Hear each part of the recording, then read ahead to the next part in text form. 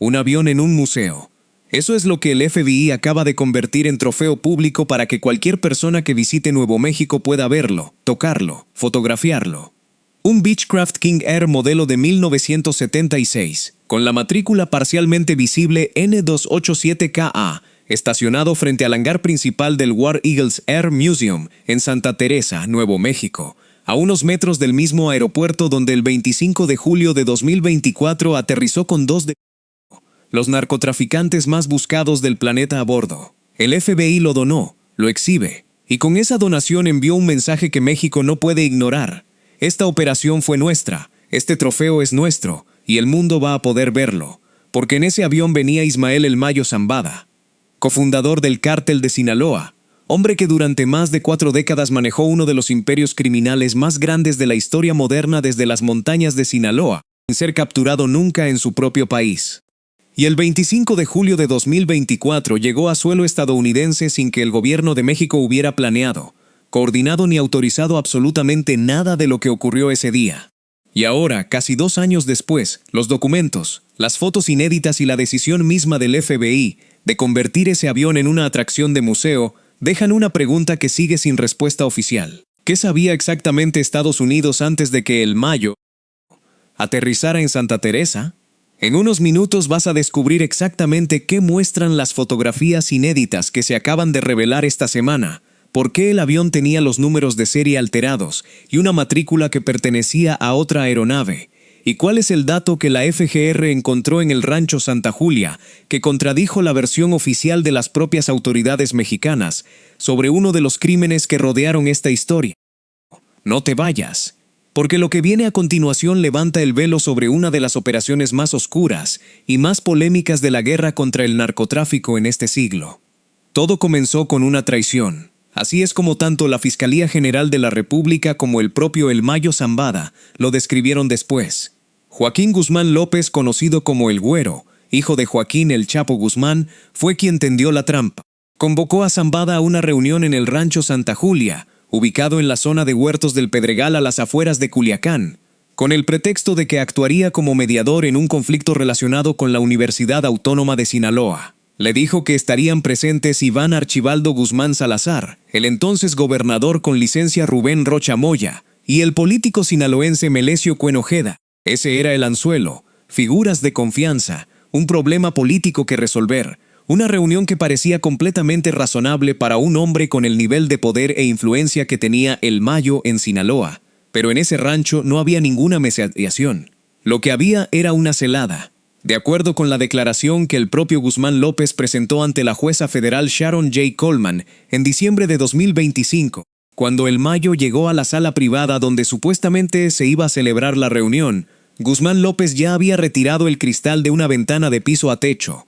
Cerró la puerta con llave, y los hombres de Guzmán López entraron para someter a Zambada, lo esposaron, lo metieron a una camioneta, lo trasladaron durante unos 15 minutos hasta la zona de Campo Berlín, y ahí lo subieron al avión, y eso no es lo más impactante de esta historia. En unos minutos vas a descubrir qué ocurrió dentro de ese avión durante el vuelo hacia Santa Teresa, y por qué la manera en que El Mayo llegó a suelo estadounidense convirtió este caso en un escándalo diplomático entre dos países que todavía no se ha resuelto. Si todavía no te has suscrito a este canal, este es el momento de hacerlo. Aquí encontrarás el análisis más profundo de cada caso, cada operativo y cada revelación sobre el crimen organizado en México, con el contexto que necesitas para entender lo que está pasando realmente detrás de los titulares. Ya dentro del avión, según los documentos oficiales, El Mayo fue asegurado con abrazaderas directamente a uno de los asientos, inmovilizado, sin posibilidad de moverse, y durante el vuelo, Guzmán López preparó una bebida con sedantes que ambos ingirieron. Cuando el avión aterrizó en el aeropuerto del condado de Doña Ana, en Santa Teresa, Nuevo México, agentes del FBI, de la DEA y de otras agencias federales estadounidenses ya estaban ahí esperándolos. No llegaron después, no los sorprendió la llegada. Estaban ahí, preparados, desde antes de que el avión tocara tierra.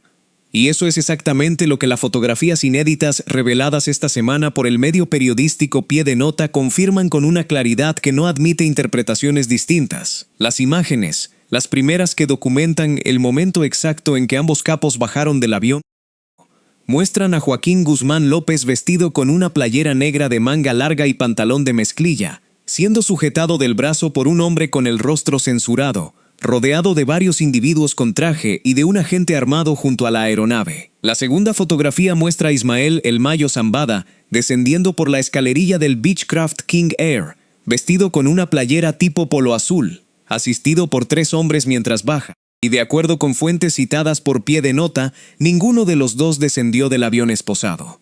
Ambos fueron detenidos formalmente solo después de pisar territorio estadounidense.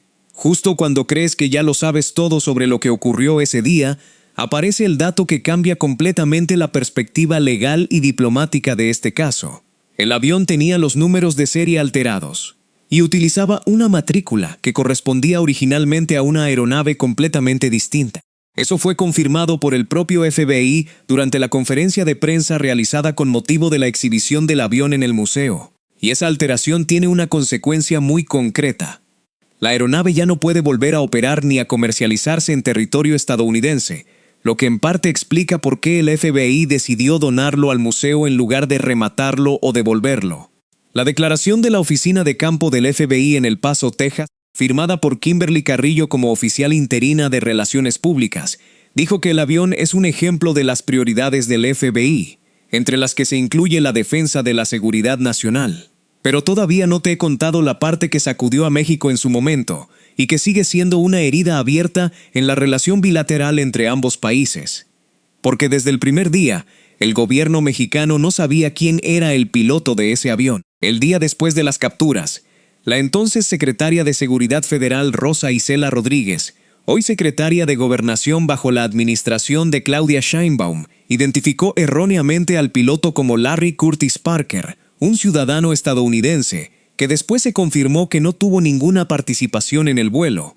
El Departamento de Estado de Estados Unidos tuvo que desmentir públicamente esa información. No era su piloto, no era su gente.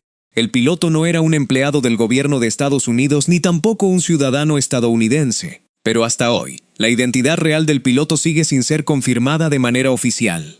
Eso no es todo.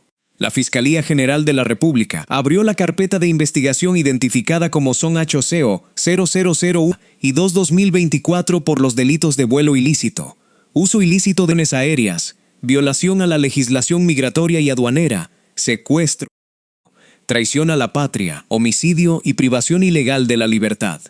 La institución realizó más de 100 diligencias en diversas partes del país, incluyendo acciones periciales en el aeropuerto de Santa Teresa, Nuevo México, con autorización de las autoridades estadounidenses. Y cuando los peritos mexicanos catearon el rancho Santa Julia en agosto de 2024, encontraron algo que nadie esperaba: sangre de Melesio Cuen Ojeda en el lugar. Un hallazgo que contradijo directamente la versión inicial que la Fiscalía de Sinaloa había dado sobre la muerte del político sinaloense, y que abrió nuevas interrogantes sobre cuántas cosas más ocurrieron ese día en ese rancho que todavía no se conocen públicamente. Todavía no te he contado la parte que completa el cuadro político de esta historia, porque el nombre de Rubén Rocha Moya, gobernador de Sinaloa que está con licencia desde que Estados Unidos lo acusó formalmente, aparece en la carta que el propio El Mayo Zambada difundió a través de su defensa legal. En ese documento, Zambada aseguró que acudió a la reunión precisamente porque le informaron que Rocha Moya estaría ahí.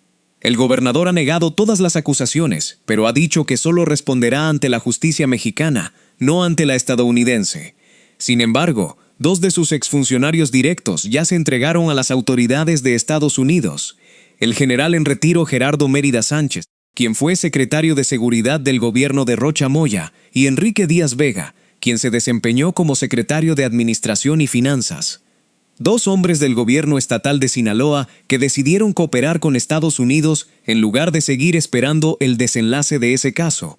Y aquí es donde la historia del avión en el museo cobra una dimensión completamente diferente, porque el FBI no donó ese Beechcraft King Air de manera discreta ni lo enviaron a una bodega. Lo exhiben en el exterior del hangar principal del War Eagles Air Museum, visible para cualquier visitante, junto a aeronaves de guerra históricas. Andrés Cabral, director de operaciones del museo que estaba presente en el aeropuerto el día mismo de las capturas, dijo que el avión debe contarse, que es parte de una historia que el mundo necesita entender.